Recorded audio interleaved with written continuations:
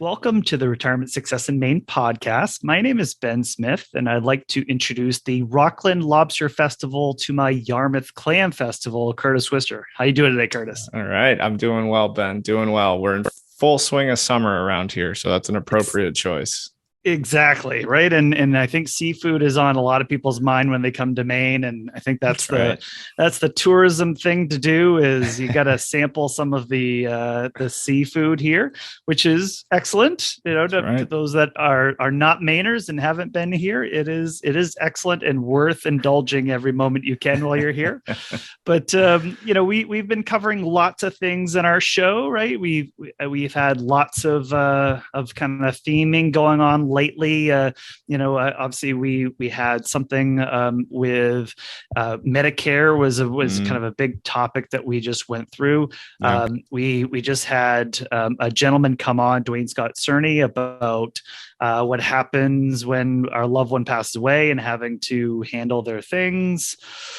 Inflation, of course, is something that's coming up a lot. But one that we're really excited about today, and it's going to be a heavier topic, is around the topic of basically substance abuse disorders and substance use disorders, and that's something where and people go, well, geez, how does this have to do with my retirement? And I think a lot of people are very affected, right? They might know somebody, them personally, or a loved one. And I think that's something where from our clients, we've had this situation where, we've had a client or two where a loved one has a substance use disorder. They've had mental health challenges. We had Joanne Palumbo Macaulay come on and talk about her own personal challenges as a public figure. But, the abuse of prescription opioids itself is a serious national crisis. And while the opioid epidemic has been declared a national public health emergency, in Maine itself, the situation is particularly alarming. Our state's rate of opioid-related overdose deaths is amongst the highest in the country. Yeah. In Maine, drug deaths have been trending upwards since 2014, when the state first saw drug death toxicology reports containing non-pharmaceutical fentanyl and fentanyl analogs. Drug deaths had peaked in 2018 and began to fall in 2019. However, the COVID-19 pandemic has created lots of instability in the drug supply, use patterns, and well-beings of Mainers. Mm-hmm. So as you may know from listening to our show, we attempt to find experts that look to provide solutions to real problems that our clients face or may face in retirement. So what do we do when our child, our grandchild, our spouse, a loved one, a friend becomes addicted to substances? How do we live with ourselves when a loved one maybe commits suicide? So when our next guest's son, Keven, begged her for permission to die, she refused. Keven has spent half his life struggling with addiction while his single mom battled courts, healthcare companies, rehab facilities, and mental health professionals in an effort to protect him. As their relationship strained and his drug use progressed, she was forced to accept and love Keven as he was in their limited time together, 2 years before his suicide. In her book, Keven's Choice, A Mother's Journey Through Her Son's Mental Illness, Addiction, and Suicide, she tells the story of trying to navigate the dark worlds of her son's substance use and depression while also addressing her complicated guilt and regret over how she handled it. And in the process, she shines a light on the hidden anguish of countless parents who are taking care of children that society tells them to abandon. That's right, Ben. And, for parents who have borne witness to overdoses, arrests, addiction treatment, and incarceration, and even death, Keven's Choice is a raw, intimate memoir of a mother's grief that shows it's possible and necessary to go on, even amidst the unimaginable. Our guest is also the co-author of the best-selling book, The Epiphanies Project. As an advocate for those suffering from substance use disorders, mental health issues, and grief, she has been featured in Salon and the Huffington Post. Our guest currently lives in Southern California with her sister, Therese, as well as her cat, Tortoise, and 2 dogs. So at this time, please welcome Barbara Legere to the Retirement Success in Maine podcast. Barbara, thank you so much for coming on our show today. Thank you so much for having me on your show. I'm really glad to be here and talk with you. Yeah, and I know there's a lot we want to dig into, Barbara, here, and again, these are very heavy topics as well. But we want to hear a lot more about your life story here, and then your son Kevin's upbringing, right? And because I think that the biggest thing we want to honor here is Keven as a person, and not just only talking about maybe a challenge or a lifelong challenge that he had, right? So I want to hear a little bit more about your life story and then Kevin's upbringing. Okay, sure. My life story, I was born and raised in Southern California.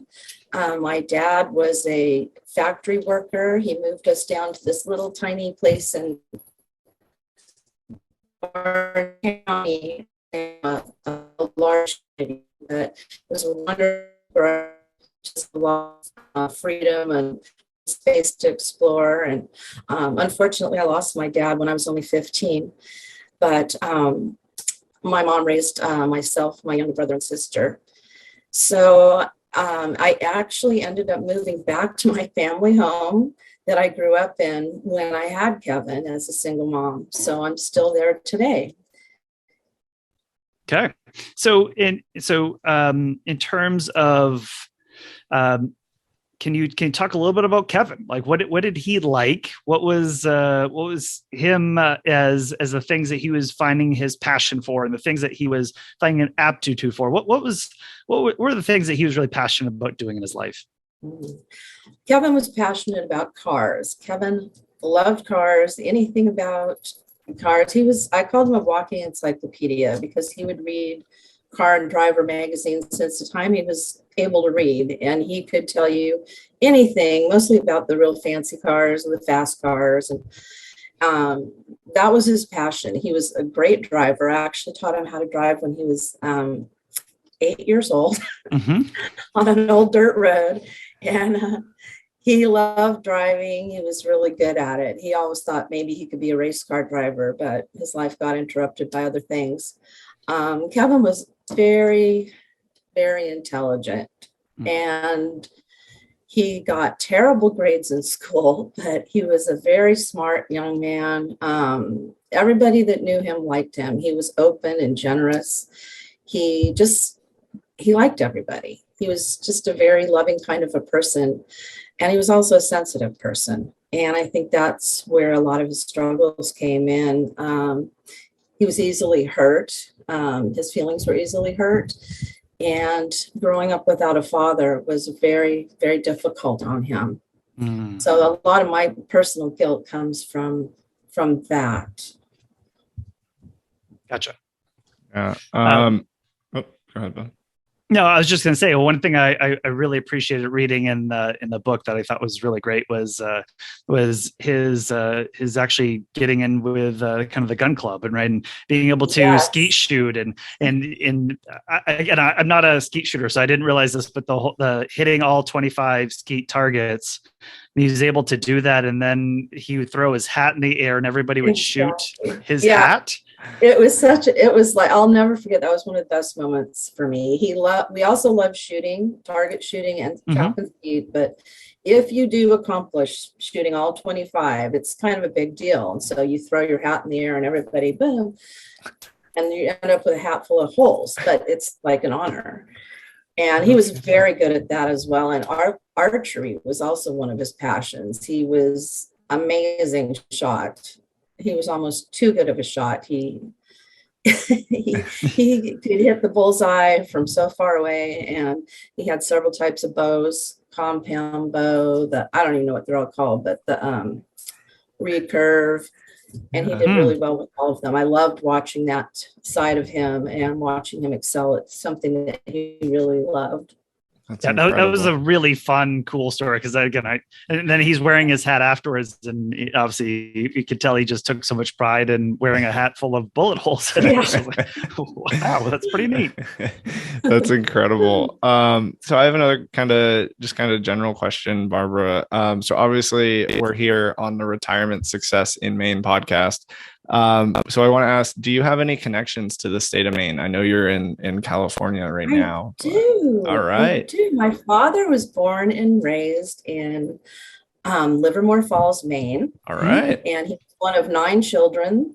And they lived in Livermore Falls. At the time was a paper mill kind of town. Mm-hmm. And a lot of them worked there. And eventually they all trickled over to Southern California. So that's how my parents eventually met. But yes, I visited Maine when I was a child. I absolutely loved it there. I didn't want to go home. I loved the lake I went to, and it was a slower paced lifestyle. And I just loved it up there.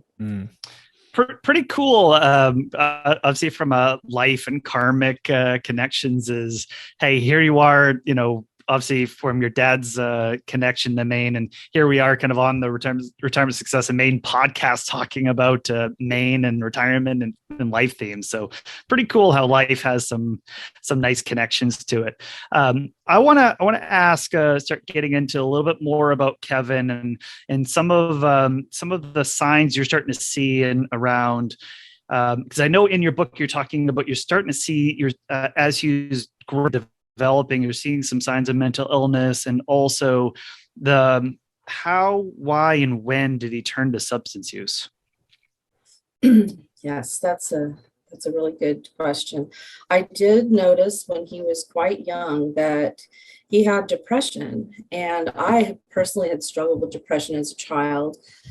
So I was not sure if it was normal. I didn't talk to anyone about mine. I held it inside, and I just thought, well, maybe this is just what life feels like.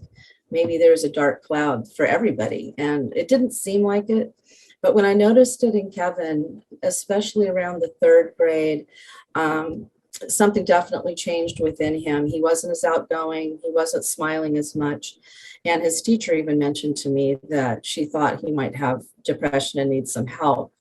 At that time, I decided to take antidepressants myself to see what they would happen, if it helped me, because I didn't want to medicate my child. I was adamantly against that at such an early age. Yeah. But it was a significant difference in my life, and that black cloud lifted. And I did end up taking Keven to a doctor, and he was prescribed medications, which helped him a lot.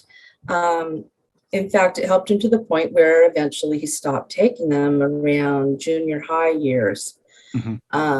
It was his sophomore year in high school that I noticed, and all parents say this, my child started hanging around with a different crowd. It's true.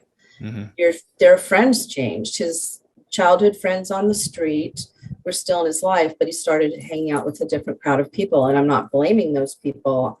In fact, I grew to love one of those people as if he were my own son.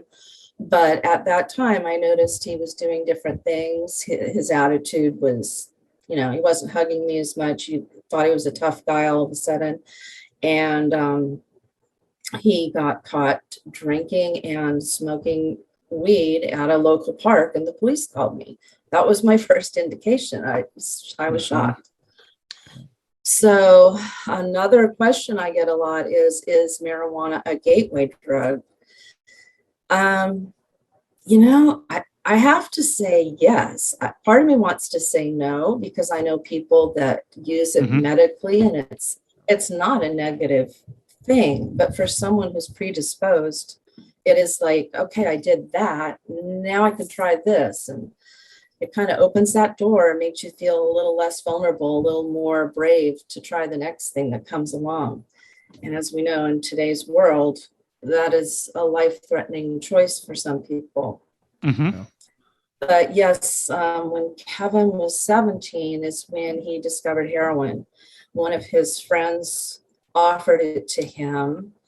And although there were 3 people in the room with him, 2 of them said, please don't try it. It's ruined our lives. The 3rd person talked him into it. She said, oh, come on, just try it. And he did. And that was it, one time. And he wanted to do it again and again. 3 months later, I found out, he confessed to me what had been going on with him. And I was shocked, because at that time, the opiate epidemic wasn't in the news. I had no idea you could even get heroin. I was completely naive at that point.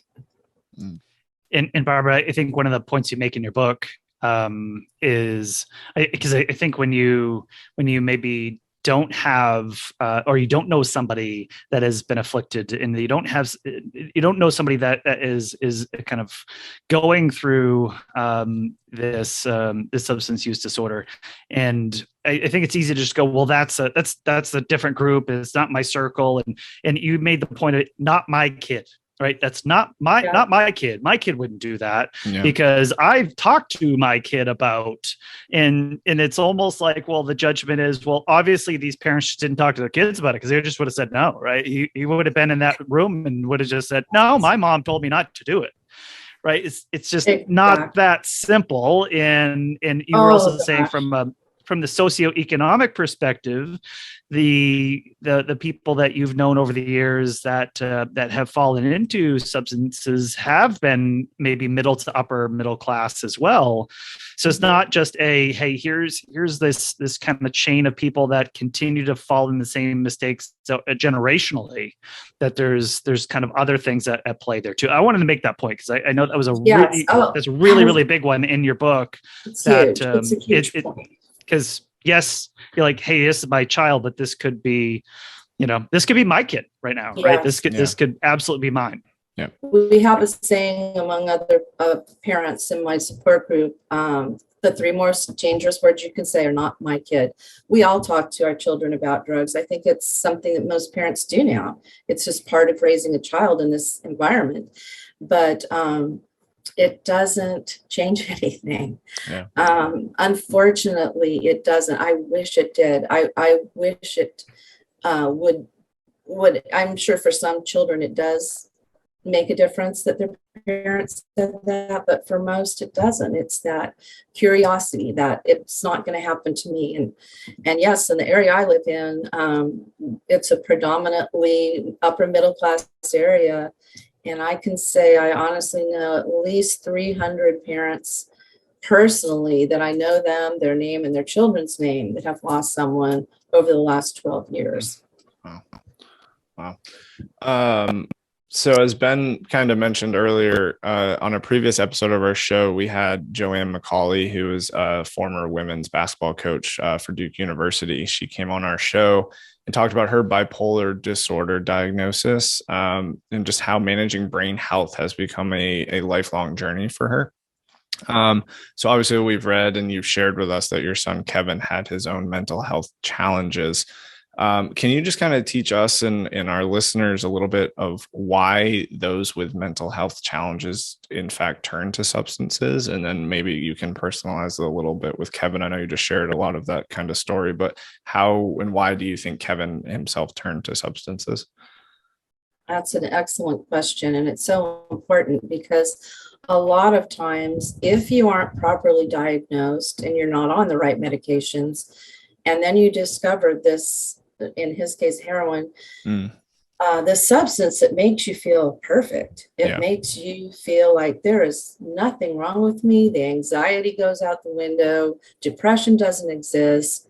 You feel great. You're happy. You're euphoric. You use that as your drug.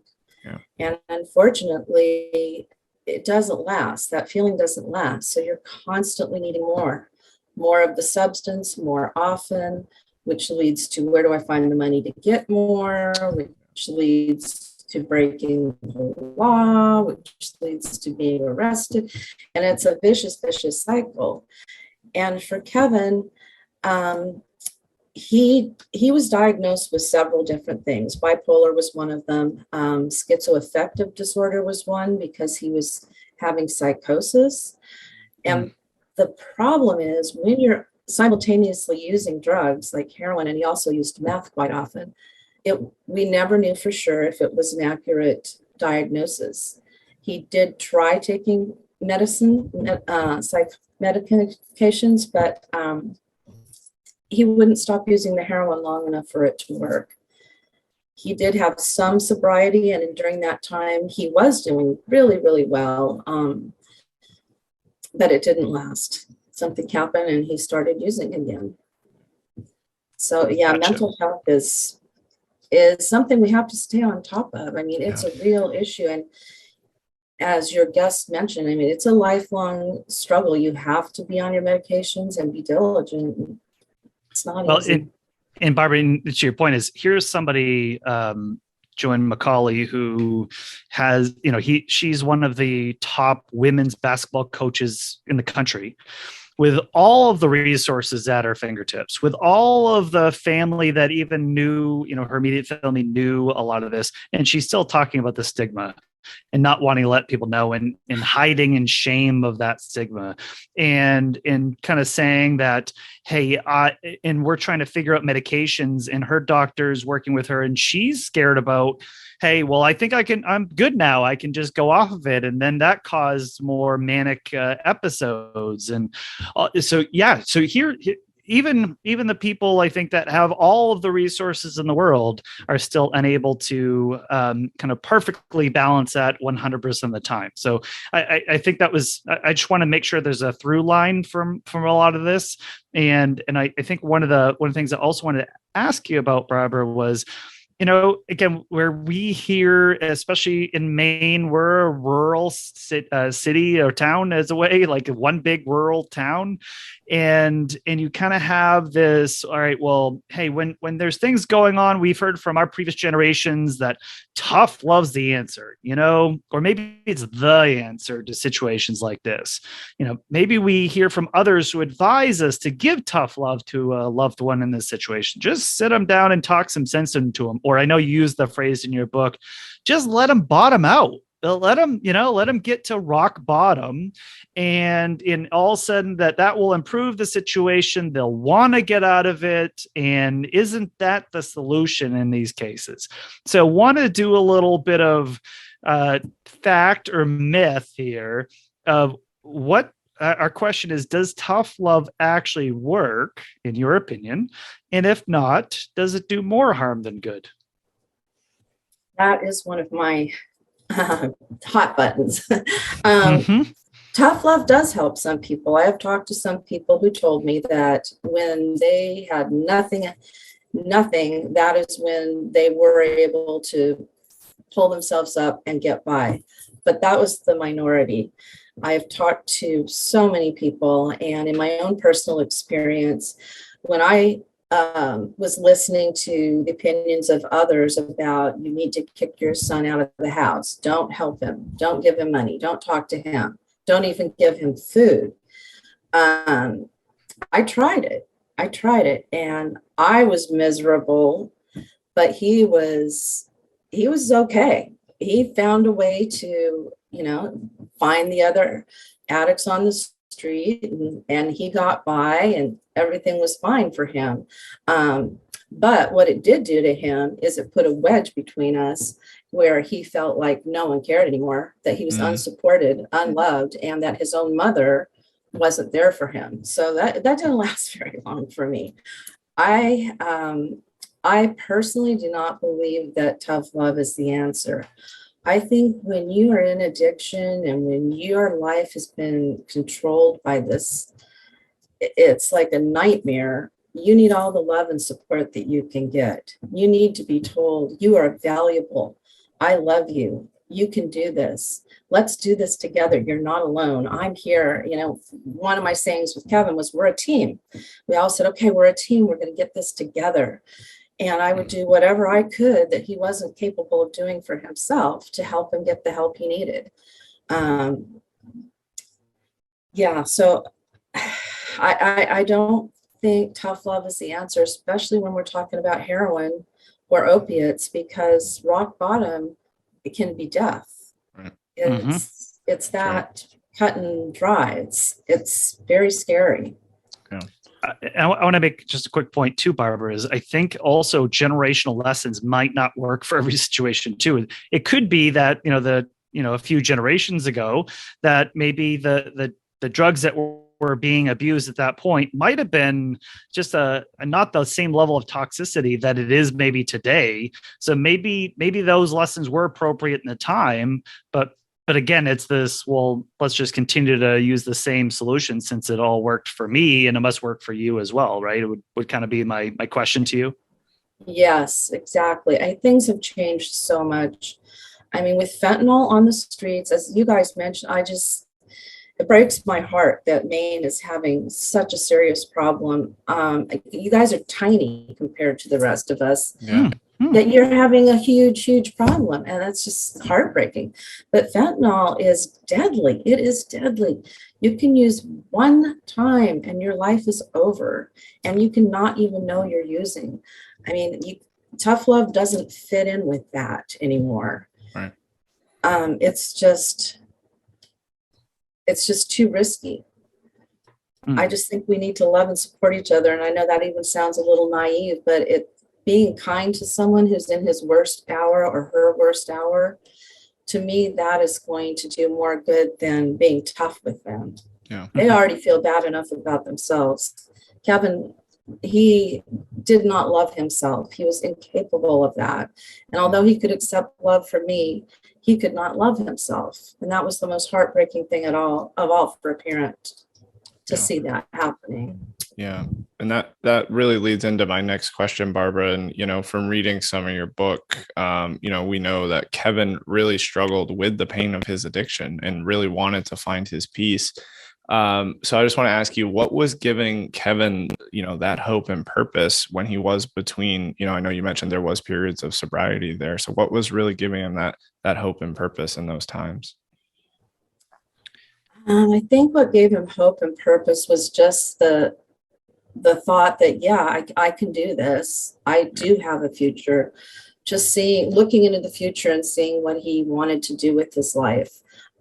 He also loved jewelry, and he wanted to be a gemologist and study diamonds and go to that fancy school. I can't think of what it's called right now, but, he did have dreams and aspirations. And, he wanted to fall in love. He wanted to have children.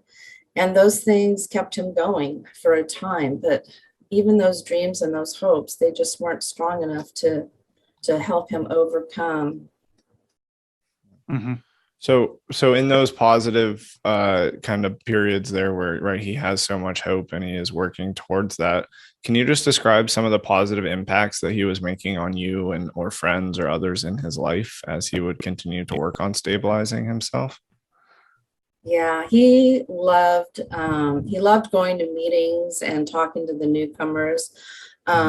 He did go to AA meetings, even though he preferred the AA over the NA meetings. NA is Narcotics Anonymous.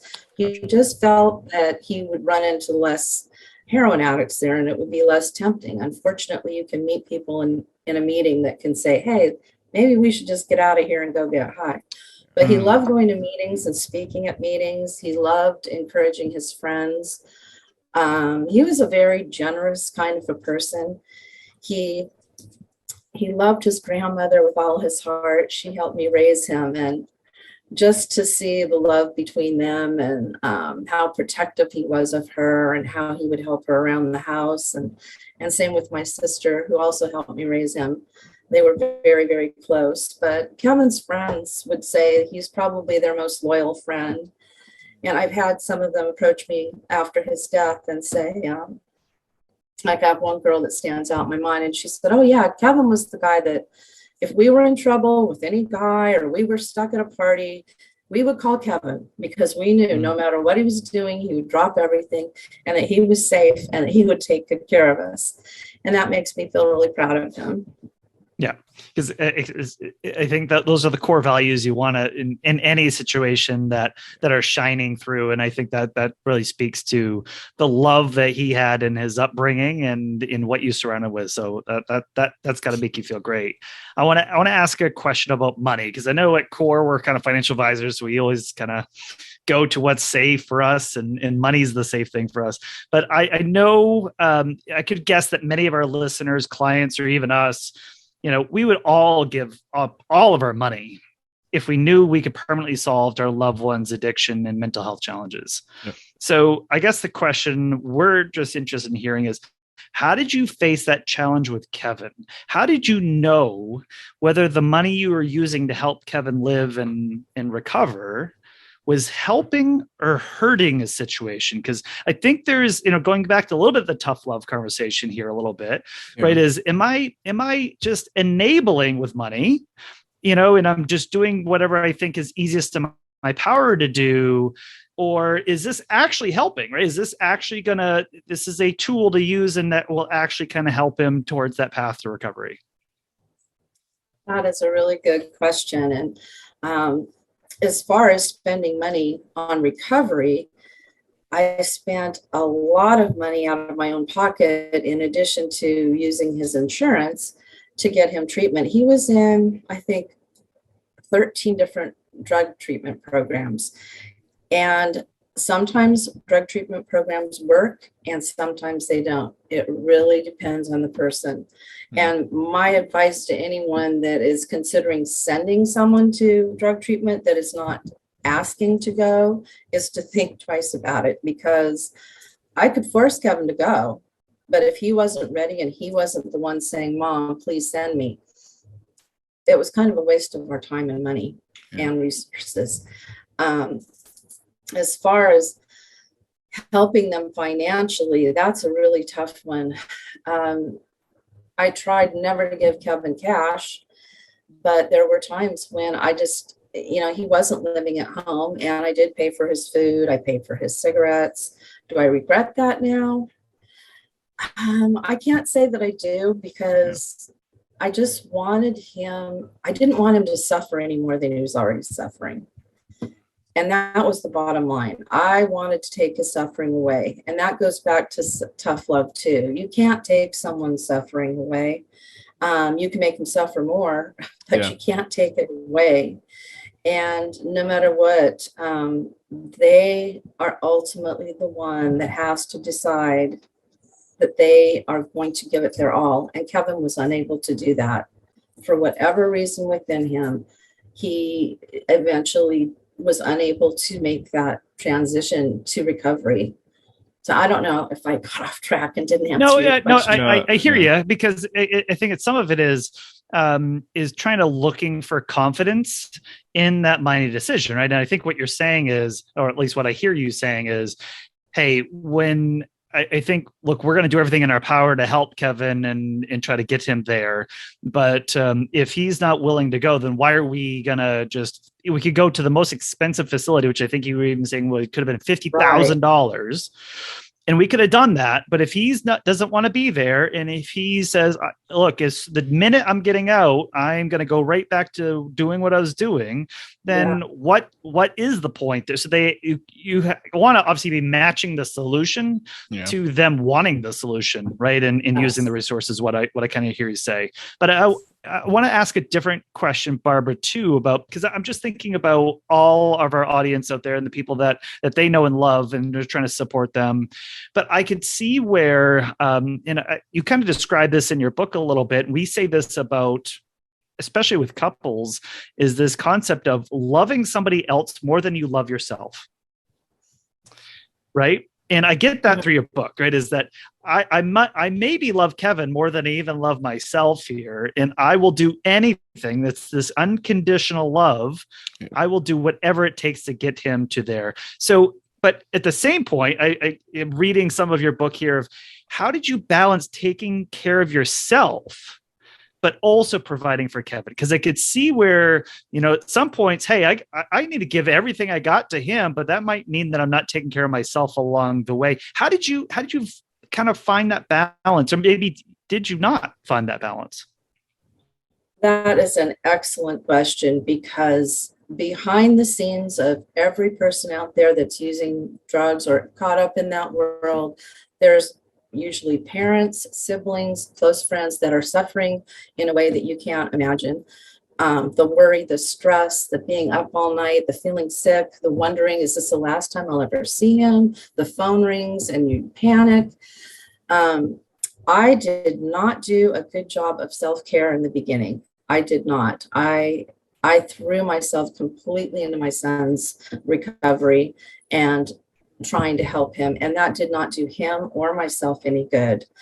I got to a point as time went on, mainly by educating myself and just being around other people and talking to other parents, and just having the revelation that, okay, something's got to give or I'm going to have a breakdown.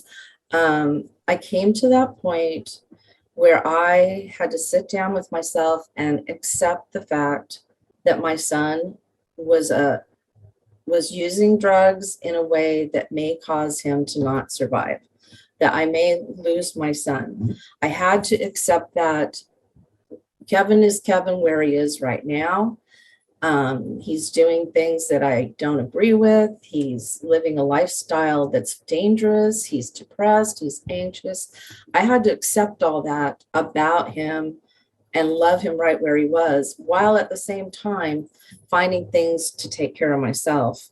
And at that point, I started doing yoga, which was a huge help to me. Just really taking care of myself and just doing your basic, eating right, exercise, your basics. I wasn't doing those before. I was a mess. I was just a mess. So I highly recommend skipping that part of being a wreck and and taking care of yourself throughout. If you have someone in your life that is causing that kind of turmoil and stress, you have to take care of yourself to be able to take care of anyone else. And I think we all know that, but it's easier said than done. Yeah. So I want to kind of keep going here, Barbara. And so unfortunately, Keven did take his own life in 2020. So we just want to ask, how have you grieved Keven and found a way to cope with this grief, over the past couple of years? Thank you. Thank you for that question. Well, when it happened immediately, I've since learned about a trauma response. And I think when it initially happened, that day that it happened, I went into screaming, shaking, yelling. I did all these things that just naturally happened to me. And I think looking back now, I'm glad that my body took over and that I wasn't able to stop and decide how to react. It just happens for you. And that initial first few months, you just don't think you're ever going to get over it. Your life changes in an instant. The most important person in my world was gone. It's hard to describe the depth of the pain. I mean, I literally hurt. My heart literally ached. But we go on. We have to go on. And as time went on, again, acceptance came in. I realized that he is still in my life. He's still my son. I may not be able to tangibly hug him anymore, but I still talk to him. I still think about him constantly. I keep his memory alive. And I think for the most important thing for me, and I think for a lot of others that I know, is to find others in your situation. Find other parents who have lost a child to overdose or suicide. And they're the ones that are going to be able to understand what you're going through, be able to listen, and then you find yourself loving their child too. I mean, I know there's so many people that have never met Keven that love him. Yeah. And I feel the exact same way about their children. We share their birthdays, we share their anniversary dates, we talk about them. Your friends may feel uncomfortable when you lose someone, when you lose a child.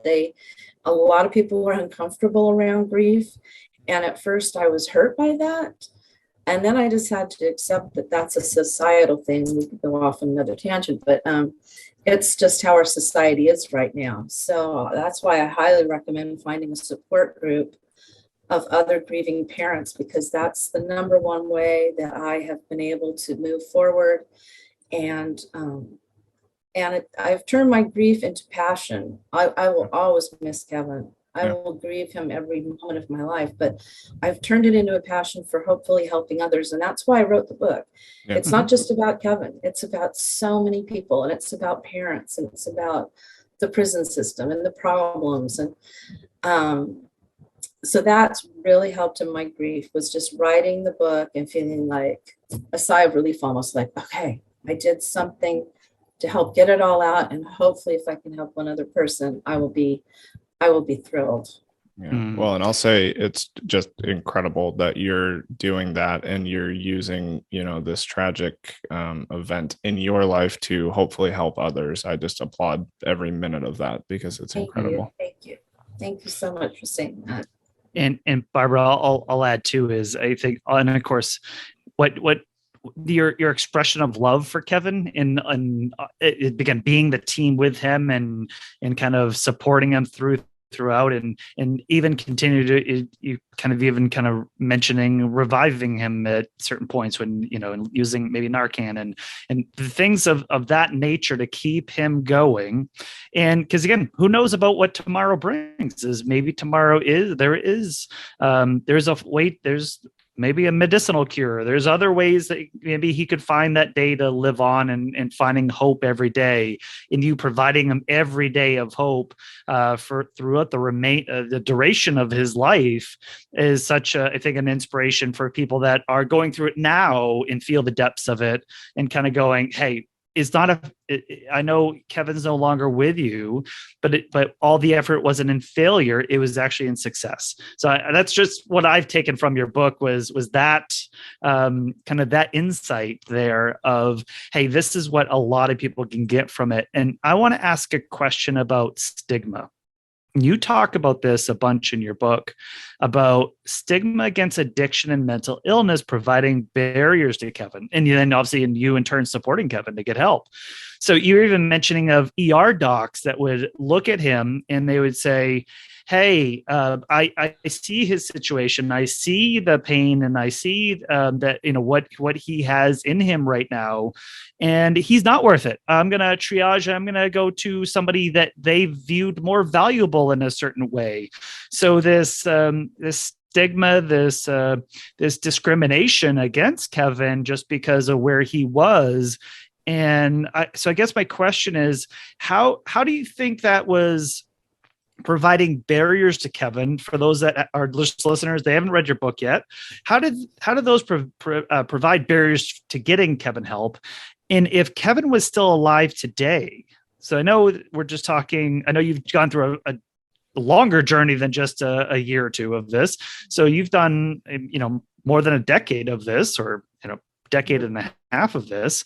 So how was that stigma changed for maybe even from maybe earlier when Keven was seeking help at age 17, all the way through when he passes in 2020, and then maybe even today? How is that evolving? And then is there changes being made in the consciousness of the public here about helping those with substance use disorders? That's such an important question. For Keven, how it affected him, for example, the example used of the ER doctor, when someone tells you to your face that your life is not valuable and you're already feeling that your life is not valuable, and this is someone in authority, it just compounds it. It made it very difficult. It was like reinforcing him, his negative beliefs in himself, that he was worthless, that he wasn't valuable, that he didn't deserve to be here.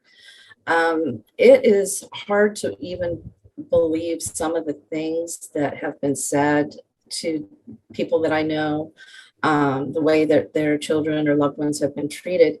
And it kind of blows my mind that it's still happening today. I do see a trend that it is getting better because we're talking about it more. I think more people are willing to accept that this is not a choice.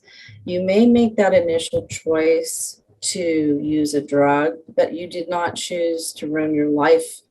You did not choose for it to overtake everything. And with mental health, there should be no shame. I mean, I think of the recent losses we've had of celebrities. We have lost some celebrities that on the outside appear to be so happy, and on the inside, they're depressed. And it should be something that we accept in society, that this is normal. So many people struggle. It is nothing to be ashamed of. We need to support one another and be aware that someone that may be smiling or telling jokes or singing on stage, inside their life is difficult. I just think being kind to one another really does make a difference, and being accepting. Mm-hmm. And I think talking about it does lessen the stigma. I never was ashamed, even in the beginning. I talked about it openly since day one. But I know a lot of people feel a lot of shame. They don't want to admit that their family member or themselves has this problem. And there should be no shame. There is absolutely nothing to be ashamed of. It's not a moral failing at all. It's not a character defect. It's a chemical thing. And Mm-hmm. it happens to so many of us. Yeah. Well, and as you know, Ben referenced in the intro, this, and we've talked about it even since, the state of Maine right now is experiencing some of the highest rates of opioid overdose deaths nationally. And, Ben and I sitting here in Maine right now, we might know a family member or a friend who has a direct family member, right? The circle's just so small, and anyone we know could be dealing with or helping someone struggling with addiction. So I want to ask, what would be your advice for someone that really wants to help that family member or friend, right? How can we be a support system for someone that is directly struggling with addiction or a substance use disorder? I think communicating that to them is the number one thing, is just saying, I understand. I may not be in your shoes, but I care about you. I want to be here for you. Never hesitate to ask me to help you. Yeah. Just let people know you're available, non-judgmentally, to listen to anything they have to say. Sometimes people just feel lonely and like no one is hearing them. Mm-hmm. Just to know that somebody cares and will listen. And for the family members too, to reach out to them and let them know that you're there, you care. I think it's really as simple as that. Yeah. Well, and you said about being kind, right? Is I think just kind of leaning into that and going, hey, are you okay? And do you want to just talk about it, right? Do you just want to can we just go take a moment and just talk about what's going on and what's happening? And hey, can I go to to a support meeting with you? Can I give you a ride to it? Absolutely. Any of those things, even though it maybe feels very inconsequential and small to us personally, might be extremely large of a thing to let that person know that they have people in their corner, feel we're backing them, and want to see success and want to see them get better. Excellent point, Ben, because and asking someone a tangible question like that is, can I drive you to a meeting? Do you want to go take a walk? I mean, just not asking them, what can I do to help you? That is not going to do much, but to offer them something tangible, even to go have coffee or just to take a little walk. Because I think things will then come out, right? Is I think when you start, I don't know, just in our experience, when you start doing how are you doing? We've all been trained to go, I'm okay, I'm fine, I'm good. We're all trained to just give the non-answer, to just move on to the other thing. And sometimes it feels like we gotta just go, hey, let's take a time out. Let's just go somewhere. And maybe we don't have to say a thing. We can just kind of be, and maybe that's part of the yoga, the part of it, but is just kind of be there. And then let's kind of, if there's something that we can help out with, let's talk about it. But I want to talk another piece of this too, is obviously substance use and addiction and mental illness has been a part of this. But I just personally, I've experienced this in my life growing up. In my little high school, we had, I think, like 350 kids. And I think I had about 5 or 6 of those kids that committed suicide over that time frame. And so just kind of seeing that in those formative ages as well. But and I know suicide is the 10th leading cause of death in the U.S. for all ages, and it's a CDC statistic. And there's 1 suicide for every estimated 25 suicide attempts. So there's a lot of attempts going on there before that actually happens. Again, that's another CDC statistic. In your book, in your very first chapter, this was Keven asking if it's okay if he kills himself.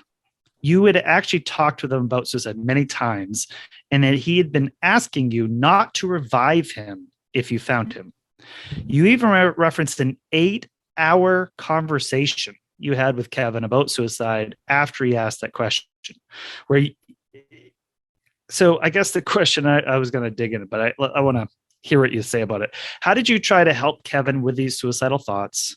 And do you feel like increased substance use inevitably leads to suicidal thoughts and tendencies?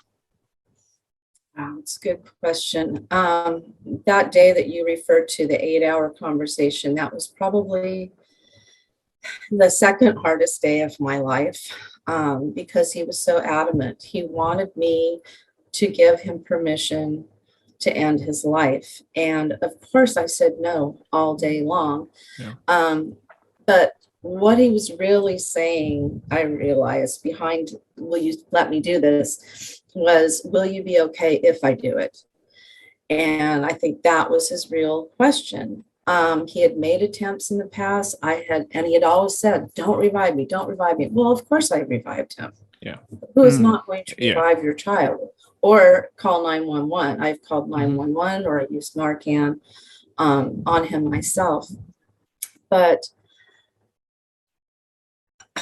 I forgot the second part of the question. Do you feel like increased substance use inevitably leads to suicidal thoughts and tendencies as well? For Keven, it did. Yeah. For Keven, it did, because the more he used, the further down that dark hole he went, and the more hopeless he felt. And he just felt like he could not get out of it. And I think sometimes he feared, this is such a low place that I've taken my mom.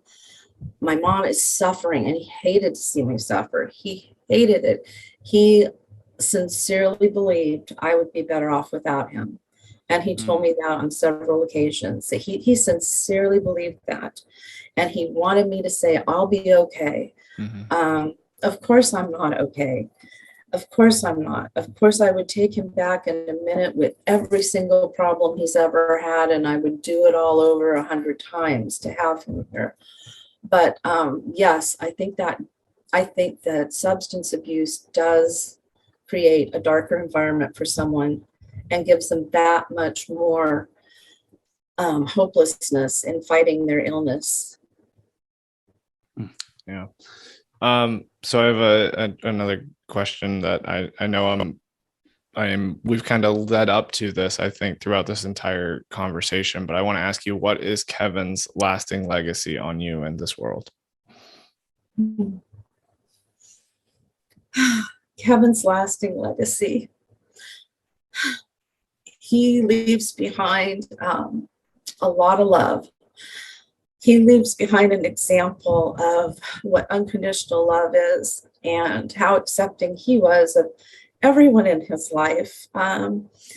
He had his faults too, of course, but he was a genuine person that cared about others. He leaves behind a family that misses him very much, and friends. He's left his friends behind for me, which is one of the best things in my life, is his friends that will keep in touch with me. I got a picture the other day. Once you lose someone, there are no new photographs. So one of his buddies found something on his phone and sent it to me, a picture of Keven and 3 girls. And it was like the best gift I could get. When someone leaves us, they're not really gone. I mean, his presence is still here. I still talk about him as if he's here, and his legacy will always live on. Whether you write a book about your person or not, you keep their memory alive and talk about them. And if you know somebody that's lost someone, please don't be afraid to talk about their person. We love talking about our people. We want to hear their name. We want to talk about them. And it's my favorite thing to do, to be honest. Nothing could make me happier than to sit down and talk about Keven, laugh about some of the fun memories. He was a good person. He was a good-hearted person, and I'm so proud of my son. I couldn't be prouder of him. Well, that's just a fantastic answer, and I almost don't want to keep asking you questions after that, because that was such a phenomenal response. But I do want to ask, I think it's an important question, is kind of what advice would you share with a parent going through a similar experience that you had? I would say, well, for a parent that's going through losing a child, I would say that don't give up on yourself. Mhm. It hurts so much in the beginning, and it really does get a little bit easier as time goes on. It doesn't get easy, but it Mm, does get easier to get up in the morning and to move forward and to try your best to be. I don't have a spouse or a significant other, but I've seen a lot of relationships be harmed through losing a child. Everyone grieves differently. I would say allow yourself to grieve however you need to. Whatever you're feeling is right. It's Mhm. right for you. There are no right or wrong ways to grieve. And then allow that to the others in your life that are grieving. I think there has to be a lot of openness and compassion towards each other. There has to be that hope that you will laugh again. I mhm. laugh. I have joy in my life again. It even hasn't been that long. I still have very dark moments, but you will find a reason for getting out of bed in the morning. You will find that reason. And especially if you have other children, I think that would really help also, just to allow them to see you going on with your life. Yeah. And our children that have passed, they don't want us to be unhappy. That's You right. know, they want us to continue on and try to do our best. And that's all we can do is try. Yeah. Yeah. And I'll Yeah. make a quick point, Barbara. Too is we actually did an episode just recently. It was our episode 61, Alison Penna. So she had lost her husband, and so you're kind of saying a lot of things that she was saying is. I think some people are literally cautious to approach you, right? As they go, hey, well, Barbara's in a fragile state, and I'm scared about being with her because what if she has a breakdown in front of me, and again, I'm introverted and I don't know how to help her or comfort her, console her. So it can get very lonely, and kind of it can have maybe a moat around you at times because there's a concern of the emotion that's surrounding you and maybe your situation. So I thought she gave some really great points about grief, and I think you're kind of leaning into that there too. Yeah. So I want to make some. So for those that are going through that, I know she's talking from a spousal perspective, but grieving anybody, and just she had some really great points about, hey, to your point, this person I love so much of my life, and being able to talk about all the good things that we did in our lives together and be able to share that and smile about it is really great. And again, there's going to be all of our lives are sad and happy, so there's going to be some sad pieces that come out of it too. But I wanted to kind of make that point because I think you're spot on there with what you're saying. Yeah, there is a look that you get when you tell someone you lost your son or daughter or whoever to suicide. There is a look you get, and it is a look of discomfort, and the person sometimes even physically backs away because it's so uncomfortable. So losing a child or a spouse or a loved one that way carries an extra burden. And I would just say to people, don't be afraid about this. It's okay. We can, we're going to be okay. Let us talk. And I just, it's so uncomfortable, but it's like you said, the rates are alarming. It's alarming. Yeah. I just hope that we can change that just by loving each other different and being more open and honest, and sharing our feelings and asking someone not just how are you, but are you depressed? Are you okay? Asking those specific questions. But yes, talking about it really does help. Yeah, for sure. So we've reached kind of the end of our show, Barbara. We do have one kind of final question for you. Sort of is retirement focused, right? Again, the through line of our podcast is retirement success. So we want to ask you how you're going to define your personal retirement success when you get to retirement. Well, I'm not far away. I would define my retirement success as being able to not stress out and worry that I am not going to have enough money to last me for the rest of my life. To me, that is the ultimate goal. I personally don't have big plans to travel or do anything out of the ordinary. I know that if I had, I better have planned a long time ago because I didn't. So I'm not going to have that luxury. And that's okay. That's okay for me personally. As long as I am comfortable and have someone I trust managing my money, I will be okay. And I will feel good about my future.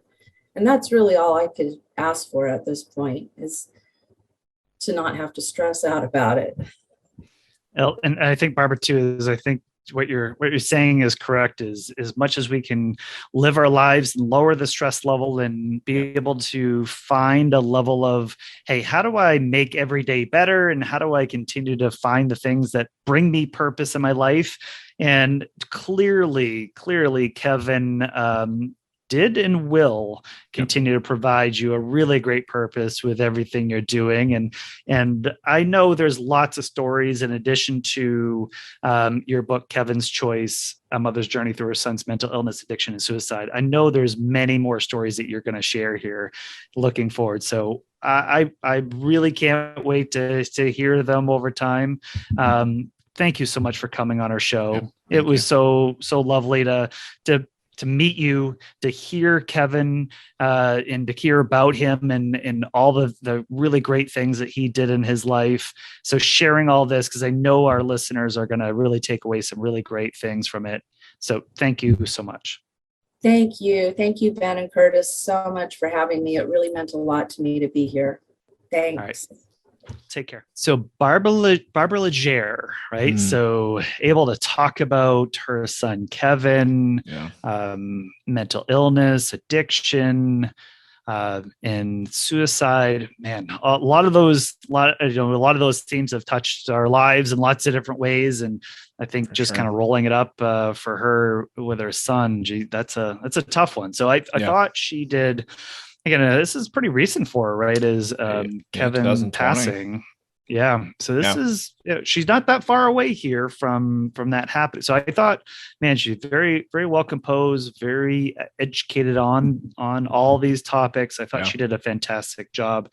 Again, reading, I know, Curtis, you and I both have read through her book, which I'll put on screen here for those watching on YouTube, Keven's Choice, A Mother's Journey Through Her Son's Mental Illness, Addiction, and Suicide. So we'll give you the link on Amazon. Absolutely. As part of this. So if anyone wants to read through, man, when we say it's got some raw accounting of it, man, there's some, she does not hold back on telling you some of the things and situations that she's finding herself or found herself with there. And I know we didn't cover everything. We could have spent 3 hours doing that, but I think that's well worth a read to kind of get a better understanding of Keven and her journey together. That's right. But I know we always like to highlight things that we took away personally from today's show. So Curtis, what did you take away from today?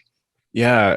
I mean, just first off, again, I know I said it to Barbara, but I just applaud her for what she's doing after everything she's been through and everything she went through with Keven, to now use it as a moment of inspiration and hopefully a continued story of inspiration to others. I know she talked about that a lot. So that's my first one. But no, I want to kind of hone in on something we discussed a couple times, and that's this Maine lens. Again, we are here in Maine, and just the idea of or the process of being that support for somebody going through an addiction or suffering from addiction. Here in Maine, it's affecting probably a lot more people than you even know. Fortunately, speaking for myself, nothing like I'm not in this situation, but I know family members that have friends that, it's everywhere around us. And just what Barbara shared about how you can really impact in a positive way that individual who may be going through something similar to Keven. And, she said it's as simple as go for a walk, communicate. It's that tangible help that you can offer. It's not the, hey, how are you? Text messages, those are great. But, really doing something, take them out to dinner, go see a movie, go do something with them to just show them you care and show them that you're there. I can't reemphasize that enough. And yeah, those are, I think, really good, right? Because I think I think it's easy to just go, well, that's their problem, and what can I really do? And I think what she said is right, is, that really any little thing really does add up, and just showing that you care. And I think it's easy to say you care. It's harder to do it. So I think the more you do, the better it is. But I'd also add to, and I know I said this, and Barbara brought it up in the book, is how many parents out there say, not my kid, not my daughter, not my son, and well, I'll tell them not to use drugs, and then they won't. Right. Well, I think we all know kids a little bit better than that, of that they're probably not going to do everything their parents say to do or not to do. Right. But I think that's something where, look, I got a about to be third grader myself, and I think those are things to kind of keep in tune to, is everything she was kind of saying were kind of some warning signs about, as she's saying, for Keven, there's some mental illness that led to substance use. And I think those are things to kind of keep an eye on. Again, you could have people that have zero signs of mental illness at all that lead to substance use, which is perfectly normal.